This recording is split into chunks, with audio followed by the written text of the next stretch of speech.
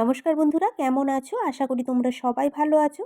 আজকের ক্লাসে আমি তোমাদেরকে দেখাবো প্যান্ট পায়জামা কিভাবে কাটিং করতে হয় এবং কিভাবে সেলাই করতে হয়। সম্পূর্ণটাই তোমাদেরকে খুব সহজভাবে দেখিয়ে দেবো, যাতে তোমরা ভিডিওটা দেখলে শিখতে পারো। আমি আজকে তোমাদেরকে প্যান্ট পায়জামা কাটিং সম্পূর্ণ সূত্রের সাহায্যে দেখিয়ে দেবো।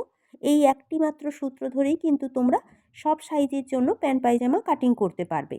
সেটা ছোটদের জন্য বলো কিংবা বড়দের জন্য বলো, সূত্রের কিন্তু কোনো চেঞ্জ হবে না। যেটা চেঞ্জ হবে সেটা হলো তোমাদের মাপ। আজকে আমি যতটা পারবো তোমাদেরকে সহজভাবে দেখানোর চেষ্টা করব। তোমরা একটু ভিডিওটা মন দিয়ে দেখো, দেখলেই কিন্তু তোমরা শিখতে পারবে। আজকে আমার ভিডিওটা সম্পূর্ণ নতুনদের জন্য। নতুন হয়ে থাকলে ভিডিওটা স্কিপ না করে পুরো ভিডিওটা দেখো। আর আমার ভিডিওটা যদি তোমাদের ভালো লেগে থাকে তাহলে তোমরা অবশ্যই আমার চ্যানেলটিকে সাবস্ক্রাইব করো, আমার পাশে থেকো। চলো তাহলে দেখে নিই।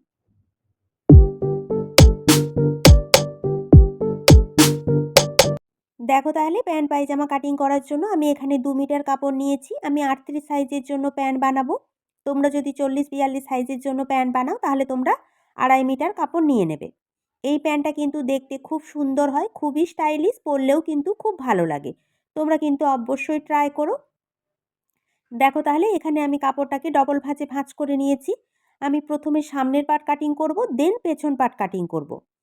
প্যান্ট পায়জামা কিন্তু একসাথে দুটো পার্ট কাটিং করা যায় না, দুটো পার্ট কিন্তু আলাদা আলাদাভাবে কাটিং করতে হয়।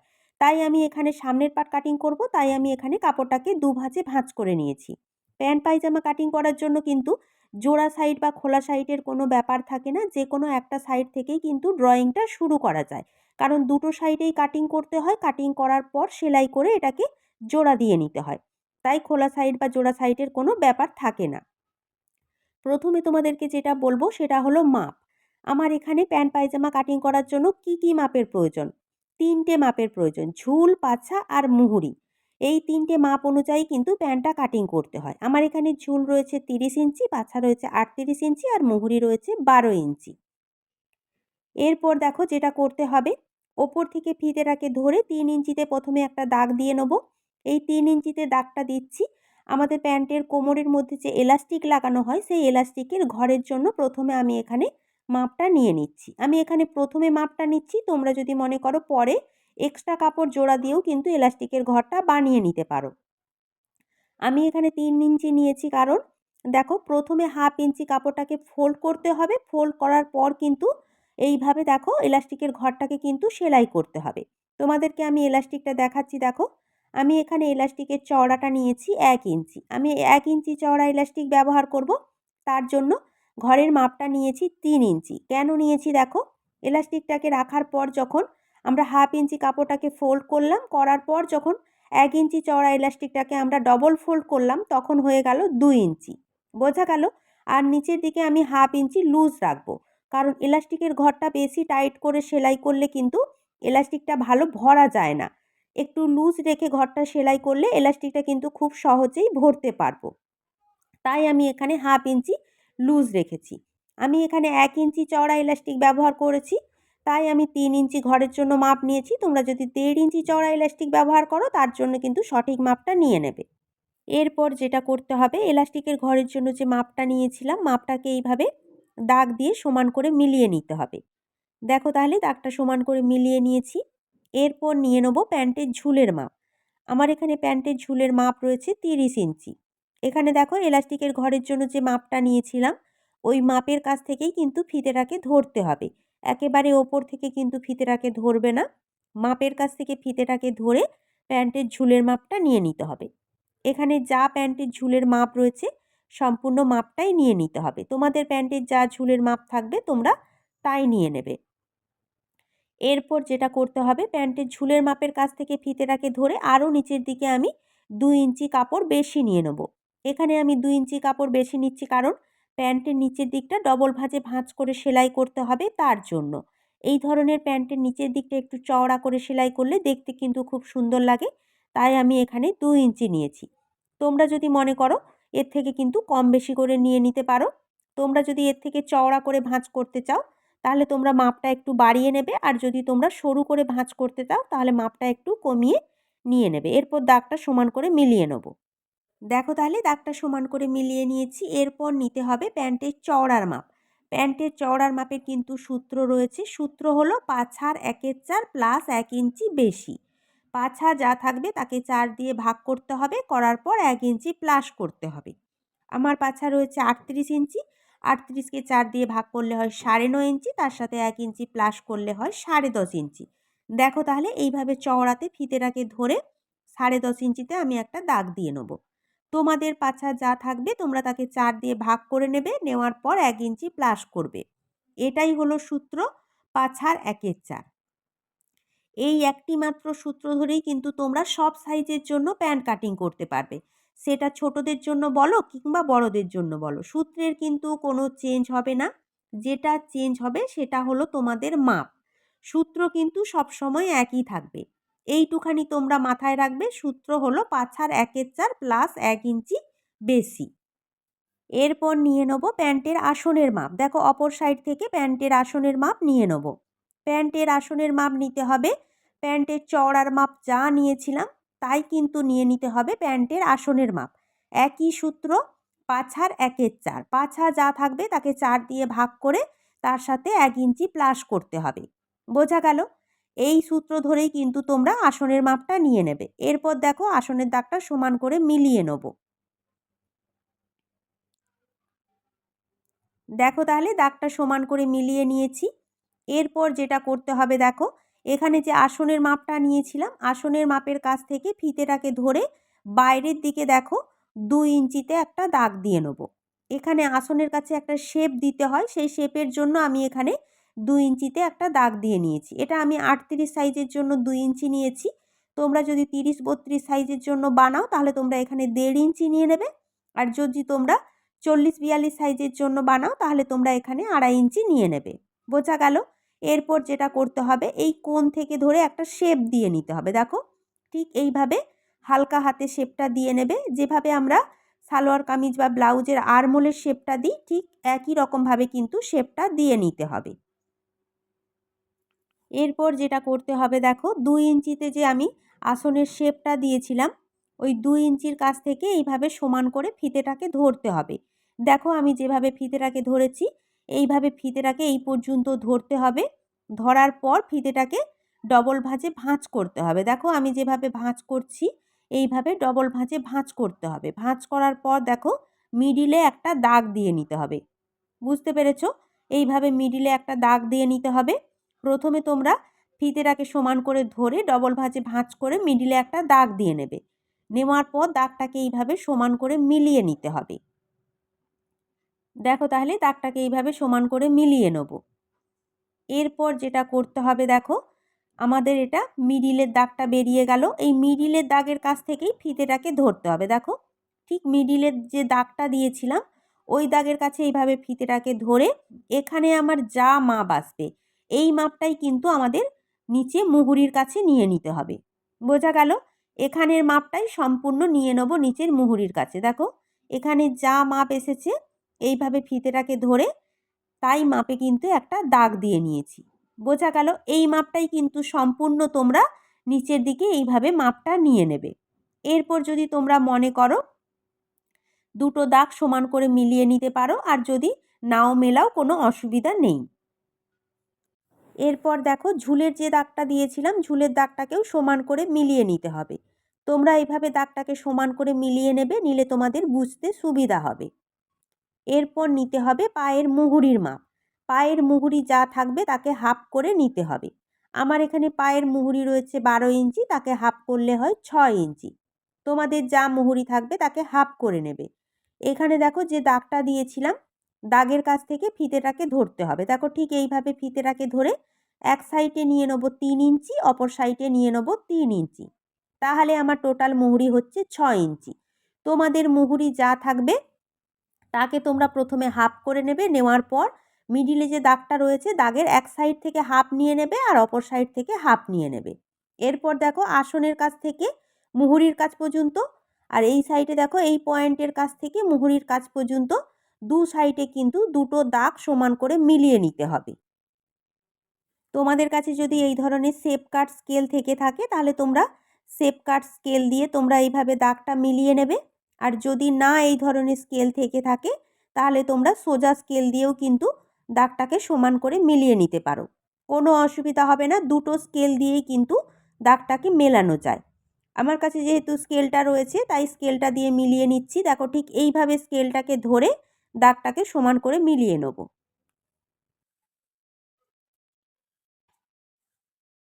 দেখো তাহলে দাগটা সমান করে মিলিয়ে নিয়েছি।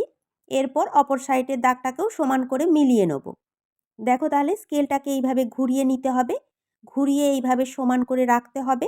রাখার পর দাগটাকে সমান করে মিলিয়ে নিতে হবে।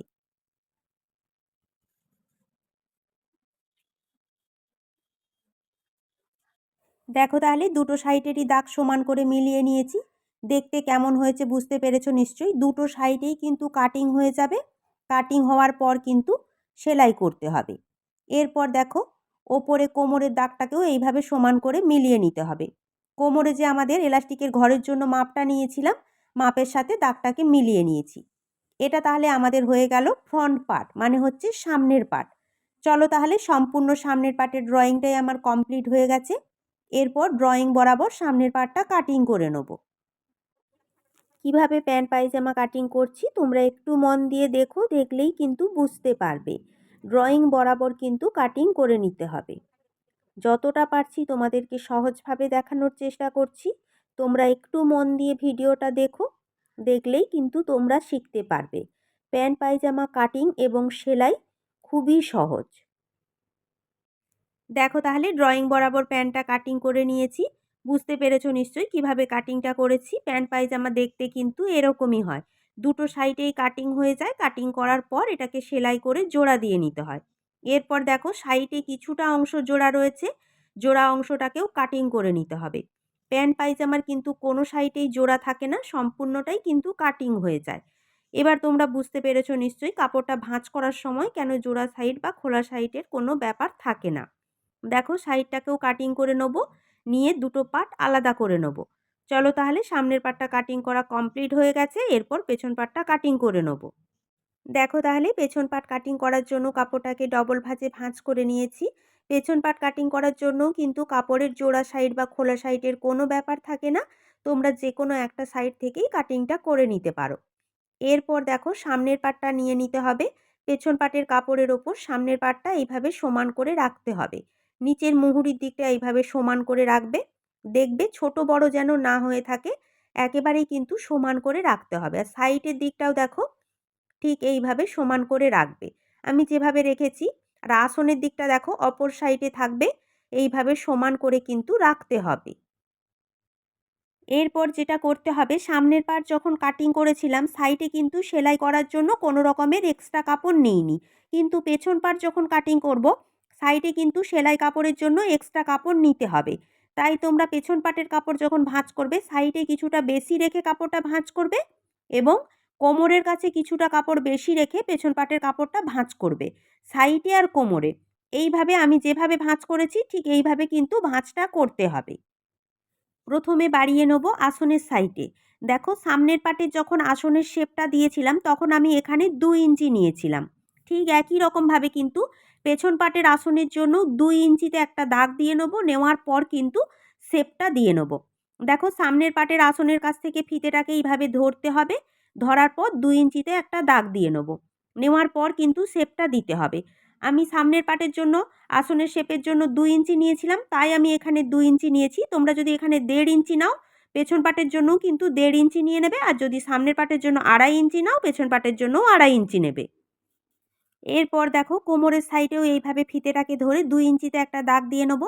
ঠিক আসনের সাইডেও কিন্তু 2 ইঞ্চি 2 ইঞ্চি করে দাগটা দিয়ে নেব। বুঝতে পেরেছো? সাইডে কিন্তু তোমরা এইভাবে 2 ইঞ্চি বাড়িয়ে নেবে।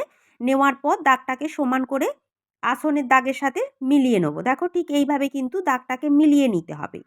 বুঝতে পেরেছো নিশ্চয়ই আমি কিভাবে কাপড়টাকে বাড়িয়ে নিয়েছি। এরপর যেটা করতে হবে, সামনের পাটের কোমরের সাথে দেখো পেছন পাটের কোমরটাকে এইভাবে সমান করে মিলিয়ে নিতে হবে। বুঝতে পেরেছো? তাহলে আসনের সাইডে আমার বাড়ানো হয়ে গেল।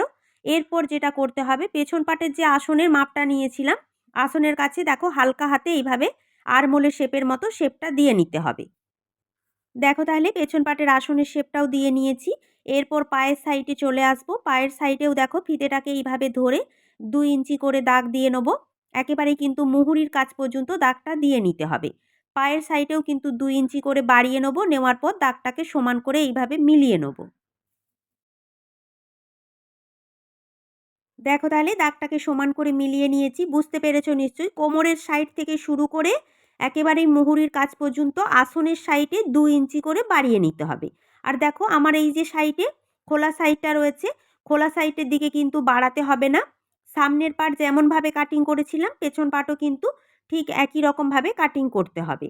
দেখো তাহলে সামনের পার্ট বরাবর আমি একটা দাগ দিয়ে নিচ্ছি, এরপর দাগ বরাবর কিন্তু কাটিংটা করে নিতে হবে, শুধু বাড়াতে হবে আসনের সাইডে, এটাই তোমাদের মাথায় রাখতে হবে। এরপর যেটা করতে হবে, কোমরের সাইডে চলে যাব। দেখো সামনের পাটের কোমরটা সমান থাকবে, আর পেছন পাটের কোমরের সাইডে দেখো আসনের দিকে যে আমি 2 ইঞ্চি বেশি নিয়েছিলাম, দেখো এই 2 ইঞ্চির কাছ থেকে ফিতেটাকে ধরে ওপর দিকে 1.5 ইঞ্চিতে একটা দাগ দিয়ে নেব। এখানে আমি 1.5 ইঞ্চি বাড়িয়ে নিচ্ছি, শুধু পেছন পাটের কোমরের সাইডে আসনের দিকে, বুঝতে পেরেছো? এই 1.5 ইঞ্চির কাছ থেকে এখানে দেখো সামনের পাটের কোমর সমান থাকবে, সামনের পাটের কোমর সমান রেখে স্কেলটাকে এইভাবে ধরে তেরচা করে 1.5 ইঞ্চিতে যে দাগটা দিয়েছিলাম ওই দাগ বরাবর কিন্তু এইভাবে মিলিয়ে নিতে হবে। দেখো আমি যেভাবে মিলিয়ে নিচ্ছি এইভাবে কিন্তু মিলিয়ে নেবে। সামনের পাটের কোমর সমান থাকবে, আর পেছন পাটের কোমরে আসনের সাইডে কিন্তু ওপর দিকে 1.5 ইঞ্চি নিয়ে নেবে, বুঝতে পেরেছো? আমি এখানে 1.5 ইঞ্চি নিয়েছি, তোমরা যদি একটু হেলদি হয়ে থাকো তোমরা 2 ইঞ্চি নিয়ে নেবে। এখানে বাড়ানোর কারণ আমাদের পেছনটা ভারী হয়, আমরা যখন বসি অনেক সময় আমাদের পেছন দিকে প্যান্টটা নেভে যায়, সেই কারণের জন্য কিন্তু এখানে বাড়াতে হয়। অবশ্যই কিন্তু তোমরা বাড়িয়ে নেবে। তাহলে বুঝতে পেরেছো নিশ্চয়ই কোথায় কোথায় আমি কাপড়টা বাড়িয়ে নিয়েছি পেছন পাটের ক্ষেত্রে। একটু ভালো করে দেখো, দেখলেই কিন্তু তোমরা বুঝতে পারবে। চলো তাহলে পেছন পাটের সম্পূর্ণ ড্রয়িংটা কমপ্লিট হয়ে গেছে, এরপর ড্রয়িং বরাবর কাটিং করে নেব। দেখো তাহলে পেছন পাটের জন্য এক্সট্রা কাপড় বেশি নিয়ে যেমনভাবে ড্রয়িং করেছিলাম ঠিক ড্রয়িং বরাবর কিন্তু পেছন পাটটা কাটিং করে নিতে হবে। আমি কিভাবে কাটিং করছি তোমরা একটু মন দিয়ে দেখো, দেখলেই কিন্তু তোমরা শিখতে পারবে। আমি কিন্তু যতটা পারছি তোমাদেরকে সহজভাবে দেখানোর চেষ্টা করছি, তাতেও যদি তোমাদের বুঝতে অসুবিধা হয় আমাকে অবশ্যই জানিও। দেখো তাহলে ড্রয়িং বরাবর পেছন পাট কাটিং করে নিয়েছি, বুঝতে পেরেছো নিশ্চয়ই কিভাবে কাটিংটা করেছি। দেখো তাহলে এক্সট্রা কাপড় যে বেশি নিয়েছিলাম এক্সট্রা কাপড় বরাবর কাটিং করে নিয়েছি, আর আমার সাইডে দেখো কাপড়টা সমান রয়েছে, আর কোমরের সাইডেও যেমনভাবে 1.5 ইঞ্চি বাড়িয়ে তেরচা করে দাগ দিয়েছিলাম দাগ বরাবর কিন্তু কাটিংটা করে নিয়েছি। চলো তাহলে এটা হলো আমাদের ব্যাক পার্ট, মানে হলো পেছন পার্ট। তাহলে দুটো পার্টই আমার কাটিং করা কমপ্লিট হয়ে গেছে। পেছন পার্টেরও দেখো সাইডের দিকে কিছুটা অংশ জোড়া রয়েছে, এই জোড়া অংশটাকেও কিন্তু কাটিং করে নিতে হবে। দুটো পার্টেরই কিন্তু সম্পূর্ণটাই কাটিং হবে, কোনো সাইডেই কিন্তু জোড়া থাকবে না। এরপর এটাকে সেলাই করে জোড়া দিয়ে নিতে হবে। দেখো তাহলে আমাদের এখানে 4টে পার্ট বেরিয়েছে, সম্পূর্ণটাই কিন্তু এইভাবে কাটিং করতে হবে, বুঝতে পেরেছো? এরপর চলো তাহলে কিভাবে সেলাই করতে হয় তোমাদেরকে দেখিয়ে দিই। এরপর যেটা করতে হবে, দেখো দুটো পাটের যে আসনের সাইড রয়েছে এই আসনের সাইডটাই কিন্তু প্রথমে সেলাই করে নিতে হবে। একেবারে কোমরের কাছ থেকে শুরু করে নিচে আসনের কাছ পর্যন্ত 1/2 ইঞ্চি কাপড় রেখে সমান করে সেলাই করে নিতে হবে। দেখো তাহলে দুটো পাটেরই আসনের সাইডে 1/2 ইঞ্চি কাপড় রেখে আমি সেলাই করে নিয়েছি।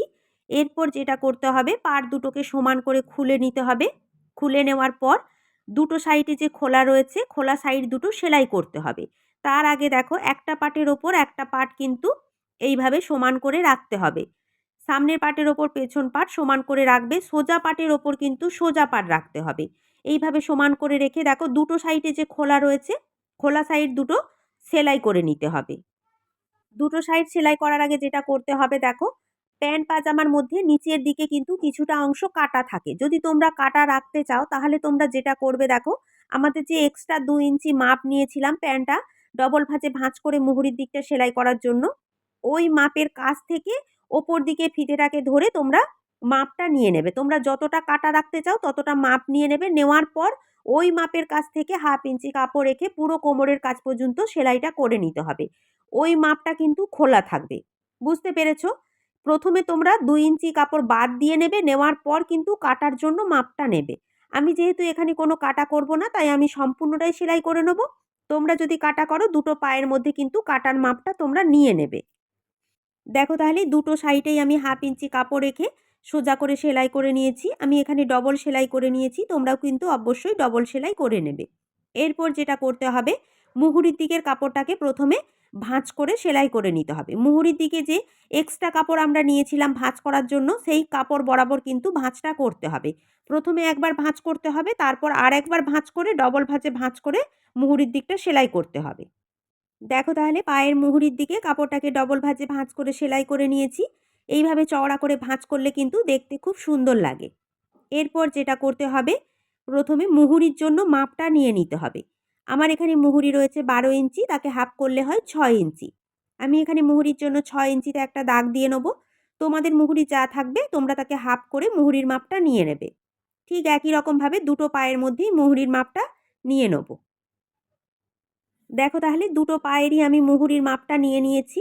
এরপর যেটা করতে হবে, দুটো পাটের আসনকে এইভাবে সমান করে ধরতে হবে। দেখো ঠিক এইভাবে কিন্তু সমান করে তোমরা ধরে নেবে। নেওয়ার পর এখানে একটা পিন দিয়ে আটকে নেবে। পিন দিয়ে আটকে নিলে কি হবে, আসনটা কিন্তু সরে যাবে না, এক জায়গাতে থাকবে। এরপর যেটা করতে হবে, এক পায়ের মুহুরির কাছ থেকে শুরু করে অপর পায়ের মুহুরির কাছ পর্যন্ত পুরোটা কিন্তু সমান করে সেলাই করে নিতে হবে। দেখো তাহলে আসনের সাইডটা সেলাই করে নিয়েছি, আমি এখানে ডবল সেলাই করে নিয়েছি। তোমরাও কিন্তু অবশ্যই ডবল সেলাই করে নেবে। এরপর যেটা করতে হবে, কোমরে এলাস্টিকের জন্য ঘরটা সেলাই করে নিতে হবে। এলাস্টিকের ঘরের জন্য যতটা মাপ নিয়েছিলাম ততটা মাপই কিন্তু সেলাই করতে হবে। তার জন্য দেখো প্রথমে হাফ ইঞ্চি কাপড় এইভাবে ভাঁজ করবে, তারপর কাপড়টাকে ডবল ভাঁজে এইভাবে ভাঁজ করতে হবে। বুঝতে পেরেছো নিশ্চয়ই? যেভাবে সায়ার কোমরপট্টি সেলাই করা হয় ঠিক তেমনভাবেই কিন্তু সেলাইটা করে নিতে হবে। এইভাবে ডবল ভাঁজে ভাঁজ করে পুরোটা ঘুরিয়ে সেলাই করে নেব। তার আগে দেখো এখানে কিছুটা অংশ ছাড় রাখতে হবে, ছাড় রেখে সম্পূর্ণ কোমরপট্টিটা সেলাই করতে হবে। দেখো তাহলে এখানে কিছুটা অংশ ছাড় রেখে সম্পূর্ণ এলাস্টিকের ঘরটা আমি সেলাই করে নিয়েছি। তোমরাও কিন্তু এইভাবে সেলাইটা করে নেবে। এরপর যেটা করতে হবে, কোমরে এলাস্টিকটা ভরতে হবে। তার জন্য প্রথমে এলাস্টিকের মাপটা নিয়ে নিতে হবে। কিভাবে মাপটা নেবে দেখো, প্যান্টটাকে ঠিক এইভাবে সমান করে রাখতে হবে। দেখো আমি যেভাবে রেখেছি ঠিক এইভাবে সমান করে রাখবে।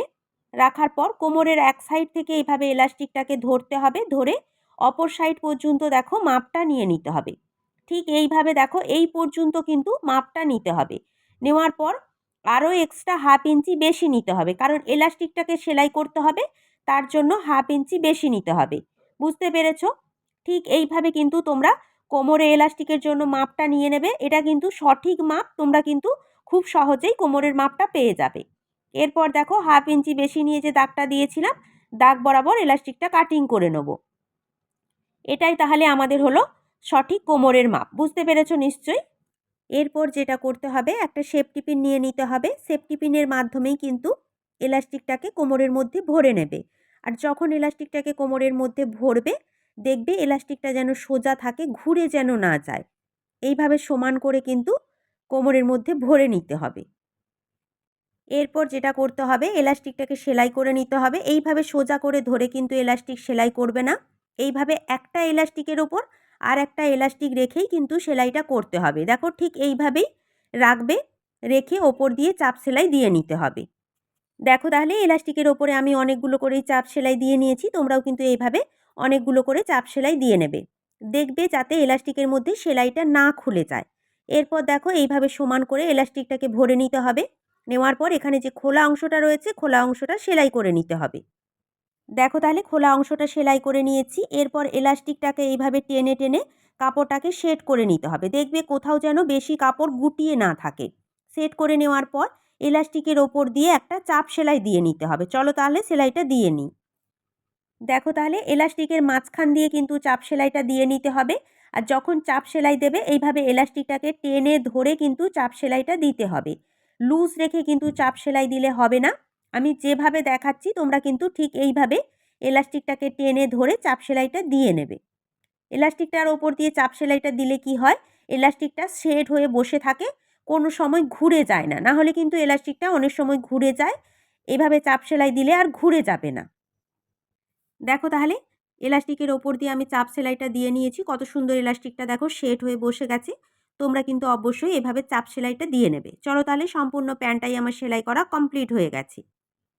দেখো তাহলে সম্পূর্ণ প্যান্ট পাজামাটা আমার সেলাই করা কমপ্লিট হয়ে গেছে। দেখতে দেখো কত সুন্দর হয়েছে। এই প্যান্টটা কিন্তু খুবই স্টাইলিশ, পরলেও কিন্তু খুব সুন্দর লাগে। তোমরা কিন্তু অবশ্যই ট্রাই করো। আজকে আমি যতটা পেরেছি সহজভাবে সূত্রের সাহায্যে তোমাদেরকে প্যান্ট পায়জামা কাটিং করে দেখিয়েছি এবং খুব সহজভাবে তোমাদেরকে সেলাই করে দেখিয়েছি। আশা করি আমি কিছুটা হলেও তোমাদেরকে শেখাতে পেরেছি। আমার ভিডিওটা যদি তোমাদের ভালো লেগে থাকে তাহলে তোমরা অবশ্যই আমার চ্যানেলটিকে সাবস্ক্রাইব করো, আমার পাশে থেকো। নমস্কার।